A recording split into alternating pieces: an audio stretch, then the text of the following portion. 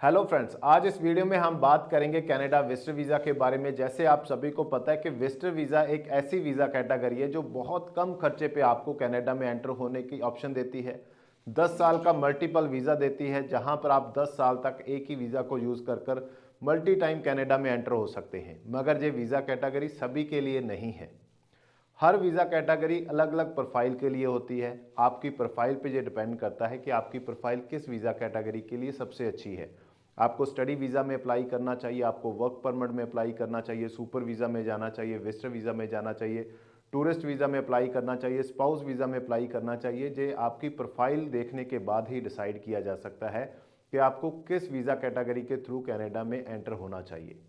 बहुत सारे बच्चों का ये क्वेश्चन आता है, सर क्या हम अपना 20-25 लाख जो हम स्टडी वीज़ा पे लगाकर कनाडा जा रहे हैं, क्या हम उसको विजिटर वीज़ा लेकर उसको अवॉइड कर सकते हैं? क्या हम अपना वो पैसा सेव कर सकते हैं? बहुत सारे वर्क परमिट के जो एप्लीकेंट हैं वो बात कहते हैं, सर क्या हम लीमिया में जो 25-30 लाख रुपया इन्वेस्ट कर रहे हैं, क्या हम उसको सेव कर सकते हैं? क्या हम विजिटर वीज़ा लेकर कनाडा में जा सकते हैं? क्या विजिटर वीज़ा हमें पीआर होने का मौका देगा?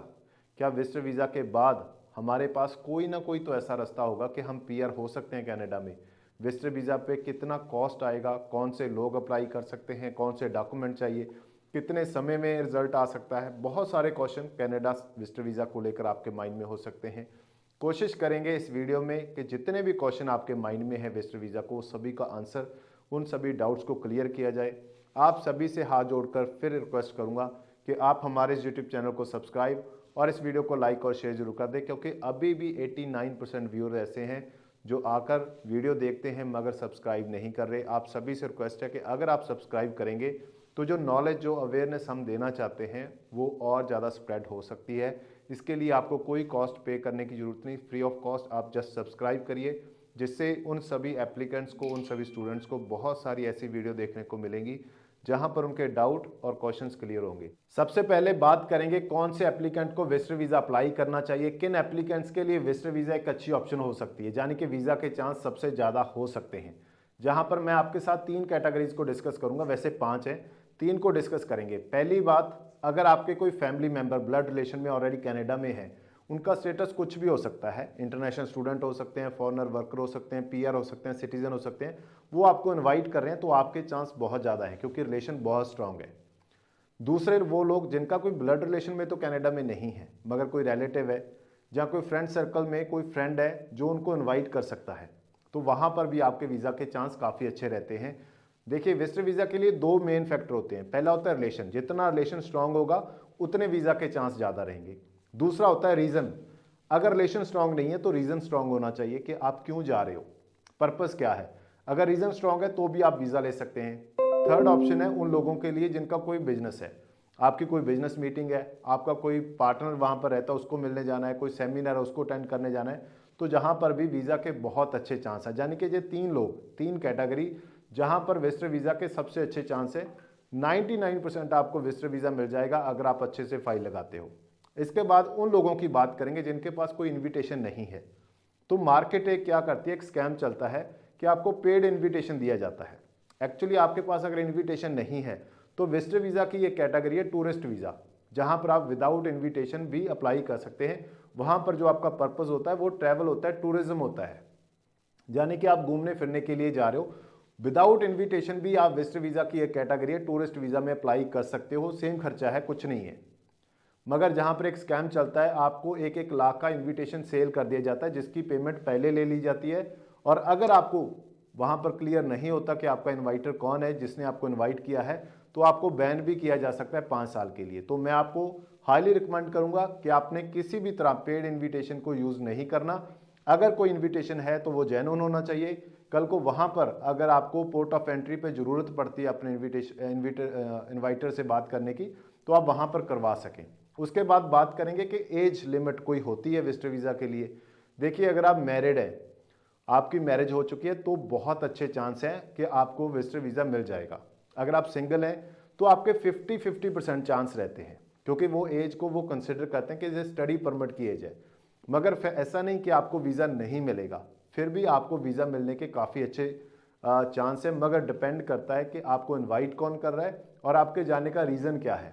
अगर आप मैरिड हैं, अपनी वाइफ को जहाँ छोड़ के जा रहे हो, तो आपके बहुत अच्छे चांस है, क्योंकि आपके होम कंट्री के साथ टाइज बहुत स्ट्रांग है। बाकी कोई एज लिमिट नहीं है, आप किसी भी एज में विजिटर वीज़ा अप्लाई कर सकते हैं, किसी तरह का कोई एज लिमिट वहाँ पर नहीं है। इसके बाद बात करेंगे क्या वो स्टूडेंट जो स्टूडेंट वीज़ा पे जाना चाहिए, जिसका 20-22 लाख रुपए आज लग रहा है कनाडा स्टडी वीज़ा के लिए, वो अपना पैसा सेव कर सकता है या नहीं कर सकता। दूसरा, वो एप्लीकेंट जो वर्क परमिट पे जाना चाहता है, 25 से 30 लाख लीमिया पे लग रहा है, वो अपना पैसा सेव कर सकता है या नहीं कर सकता।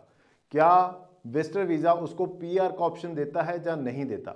देखिए, सबसे पहला आंसर, विजिटर वीज़ा अप्लाई करने के बाद आप उसको स्टडी वीज़ा में भी ट्रांसफ़र करवा सकते हो, विजिटर वर्क परमिट में भी ट्रांसफ़र करवा सकते हो, और उसके बाद आपका पीआर का पाथ भी क्लियर हो जाएगा। पहली चीज़ कि विजिटर वीज़ा आपको ऑप्शन देता है पीआर की, मगर आपको कन्वर्ट करना पड़ेगा अपना वीज़ा। उसके लिए आपके पास दो ऑप्शन है। पहली ऑप्शन, आप स्टडी वीज़ा में कन्वर्ट करवा लीजिए। स्टडी वीज़ा में कन्वर्ट करवाने के लिए आपके पास अपने एकेडमिक डॉक्यूमेंट्स चाहिए, आईएलटीएस पीटी का स्कोर चाहिए, जिसके साथ आप किसी कॉलेज में या यूनिवर्सिटी में जहां पर आप एलिजिबल हैं किसी प्रोग्राम के लिए, वहां पर जाकर एडमिशन ले लीजिए। वहां पर जाकर आप एडमिशन लेंगे तो जब आपको एलओए मिल जाएगा तो उसके बेस पे आप वहां पर अपना study permit inside Canada apply कर सकते हैं, जिसका रिजल्ट आपको विद इन 4 वीक मिल जाएगा। उसके लिए भी हमारी कंपनी आपकी जहां से हेल्प कर सकती है, फ्री ऑफ कॉस्ट, कोई पैसा चार्ज नहीं करेंगे, ना प्रोसेसिंग फीस का पहले ना बाद में। आपका ऑफर लेटर लेकर एलओए तक का पूरा प्रोसेस कंप्लीट कराकर आपकी एडमिशन करवाकर आपका वीज़ा ट्रांसफ़र करवाकर देगी हमारी कंपनी, फ्री ऑफ कॉस्ट, किसी से कोई पैसा चार्ज नहीं किया जाएगा। दूसरी ऑप्शन आती है वर्क परमिट की। अगर आप विजिटर वीज़ा पे गए हैं तो आपने वहां पर जाकर जॉब ऑफर लेटर, जिसको हम लीमिया भी बोल देते हैं, यानी कि किसी एम्प्लॉयर के साथ बात कर कर उससे जॉब ऑफर लेटर लेना है। जब आपको लीमिया मिल जाएगी तो उसके बेस पे हमारी कंपनी आपका जो वीज़ा है वो ट्रांसफ़र करवा देगी वर्क परमिट के लिए। वर्क परमिट के लिए हमारी फ़ीस सिर्फ 25,000 है, इससे ज़्यादा आपको किसी को पे करने की ज़रूरत नहीं है। कनाडा में ही रहकर आपका लीमिया के बेस पे वर्क परमिट अप्लाई हो सकता है, विजिटर वीज़ा से आप डायरेक्ट वर्क परमिट पे चले जाएंगे। मगर जहाँ पर मैं बताना चाहता हूँ कि आपका पैसा सेव नहीं हुआ, पैसा तो आपको देना ही पड़ेगा। विजिटर वीज़ा के साथ आपको क्या बेनिफिट होगा कि एक बार आपकी एंट्री होगी कनाडा में, वहाँ पर जाकर अगर आप अपनी मर्जी से कोई कॉलेज फाइंड आउट करना चाहते हैं तो वो आप कर सकते हैं। आप एरिया देखकर, क्योंकि आपके पास 6 मंथ का टाइम होता है जब आपको विजिटर वीज़ा मिलता है, आप कनाडा में एंटर करते हैं तो 6 मंथ तक कंटिन्यू आप कनाडा में रह सकते हैं। वहाँ पर जाकर एक्सप्लोर कर सकते हैं कि किस एरिया, कौन सा एरिया अच्छा है, कहाँ पर काम आपको मिल सकता है। एम्प्लॉयर के साथ भी बात कर सकते हैं। वहाँ एरिया में जो एरिया आपको अच्छा लगता है, वहाँ पर जो कॉलेज अच्छे हैं वहाँ पर आप एडमिशन ले सकते हैं, यानी कि आपके पास थोड़ा एक्सप्लोर करने के लिए समय मिल जाता है।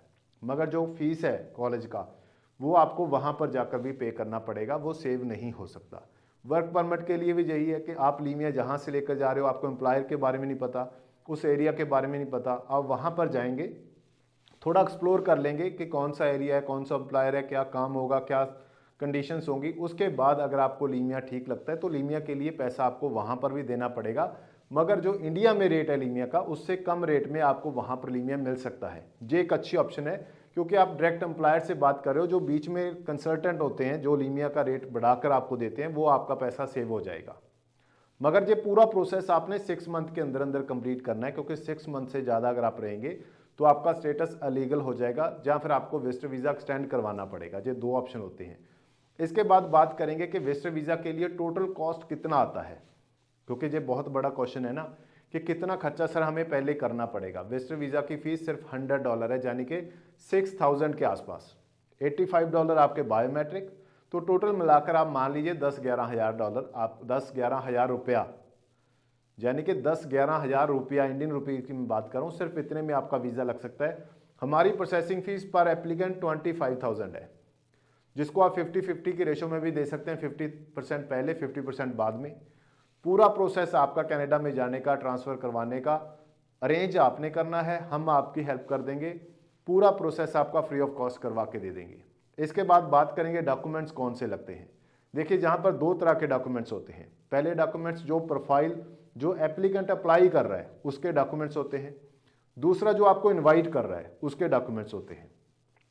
ये प्रोफाइल टू प्रोफाइल वेरी करते हैं। अगर आप स्टडी कर रहे हैं तो आपके स्टडी के डॉक्यूमेंट्स होंगे, अगर आपके पास एक्सपीरियंस है, आप जॉब कर रहे हैं तो आपके जॉब के डॉक्यूमेंट्स होंगे, अगर आप बिजनेस कर रहे हैं तो बिजनेस के डॉक्यूमेंट्स होंगे, अगर आप फार्मिंग कर रहे हैं तो आपके फार्मिंग के रिलेटेड डॉक्यूमेंट्स होंगे, यानी कि जो भी आपका प्रोफेशन है जहाँ पर, उसके रिलेटेड आपके डॉक्यूमेंट्स हो जाएंगे। और जो पर्सन आपका इन्वाइटर है, अगर वो बिजनेस करता है तो उसके बिजनेस के डॉक्यूमेंट्स, अगर वो जॉब करता है तो उसके जॉब के, अगर वो स्टडी परमिट पे है तो उसके स्टडी के, यानी कि दोनों के डॉक्यूमेंट्स वेरी करते हैं। आप अपनी प्रोफाइल बताकर नीचे दिए गए नंबर पे जो भी चेकलिस्ट है विजिटर वीज़ा की, वो आप ले सकते हैं, फ्री ऑफ कॉस्ट है। उसमें कोई ऐसा नहीं कि आपने पैसा देना है, फ्री ऑफ कॉस्ट है। आप जस्ट अपनी प्रोफाइल बताइए कि सर मेरी ये प्रोफाइल है, मेरे इन्वाइटर की ये प्रोफाइल है, मुझे उसके रिलेटेड चेकलिस्ट दे दीजिए, फ्री ऑफ कॉस्ट आपको मिल जाएगी। विजिटर वीज़ा एक बहुत अच्छी ऑप्शन है जो आपको 10 साल का मल्टीपल वीज़ा देता है, यानी कि एक ही वीज़ा पे आप 10 साल तक कंटिन्यू मल्टीपल टाइम एंटर कर सकते हैं। मगर डिपेंड करता है कि आपने पहले जब आप गए थे उस समय आपका स्टेटस क्या था, आपने कोई गलती तो नहीं की, आपका स्टेटस इलीगल तो नहीं कर लिया। तो अगर आपका स्टेटस ठीक है तो एक विजिटर वीज़ा आपको 10 साल तक एंट्री करने का मौका देता है। और जहां पर आपका जो टोटल कॉस्ट आता है 25,000 प्रोसेसिंग फीस, 10,000 आपकी टोटल फीस, यानी कि 35,000 में आप अपना विजिटर वीज़ा ले सकते हैं कनाडा का। और कनाडा जाकर 6 मंथ आपके पास रहेंगे। 6 मंथ तक आप लीगली काम नहीं कर सकते, इलीगली कर सकते हैं, मतलब आप कैश में काम कर सकते हैं, लीगली काम नहीं कर सकते। मगर वहाँ पर जाकर आप अपना वीज़ा चेंज कर सकते हैं, स्टडी परमिट में भी, वर्क परमिट में भी। उसके बाद वर्क परमिट कंप्लीट होगा तो आपकी फ़ाइल पीआर के लिए चली जाएगी, स्टडी परमिट कंप्लीट होगा तो वर्क परमिट मिल जाएगा, वर्क परमिट मिलने के बाद आप अपनी फ़ाइल पीआर के लिए लगा सकते हैं। वहाँ पर और भी बहुत सारे रास्ते होते हैं, वो आप वहाँ पर जाकर एक्सप्लोर कर सकते हैं। यानी कि जो भी पर्सन एक बार एंटर हो गया कनाडा में, उसके बाद पीआर होने के बहुत सारे रास्ते रहते हैं। किसी ने पीएनपी ले लिया, किसी ने कोई क्लासेस अलग से ले ली, किसी ने अपनी स्टडी स्टार्ट कर दी, कोई वर्क परमिट पे चला गया। बहुत सारे रास्ते होते हैं, वापस आने का कोई ऐसा नहीं। अगर किसी ने इग्नोर कर दिया और टाइम की वैल्यू नहीं की, क्योंकि 6 मंथ है, 6 मंथ के अंदर अंदर जो भी करना है आपने करना है। अगर आपने उस टाइम की वैल्यू नहीं की और कोई भी डिसीजन आप नहीं ले पाए तो आपको वापस आना पड़ेगा। तो लॉस भी आपका कोई बहुत ज़्यादा नहीं होगा, 35,000 का है। मगर अगर आपको मल्टीपल वीज़ा मिला है तो आपके पास नेक्स्ट टाइम फिर चांस है कि आप कनाडा में उसी विजिटर वीज़ा के साथ एंटर कर सकते हो। उम्मीद करता हूँ विजिटर वीज़ा को लेकर बहुत सारी जो क्वेश्चन थे, जो डाउट थे, वो क्लियर हो चुके होंगे। नीचे दिए गए नंबर पे कॉल करिए। 25,000 से ज़्यादा अगर कोई प्रोसेसिंग फ़ीस आपसे मांग रहा है, किसी को देने की ज़रूरत नहीं, नीचे दिए गए नंबर पे कॉल करिए। विजिटर वीज़ा आपको, चाहे आपके पेरेंट्स को बुलाना है, चाहे अपने बच्चे को बुलाना है, किसी को बुलाना है, 25,000 में आपका विजिटर वीज़ा हमारी कंपनी अप्लाई कर देगी। उम्मीद करता हूँ आप सभी को हमारे ये एफर्ट्स अच्छे लग रहे होंगे। आप सभी से रिक्वेस्ट है कि आप हमारे इस यूट्यूब चैनल को सब्सक्राइब और इस वीडियो को लाइक और शेयर जरूर कर दें। Thank you so much.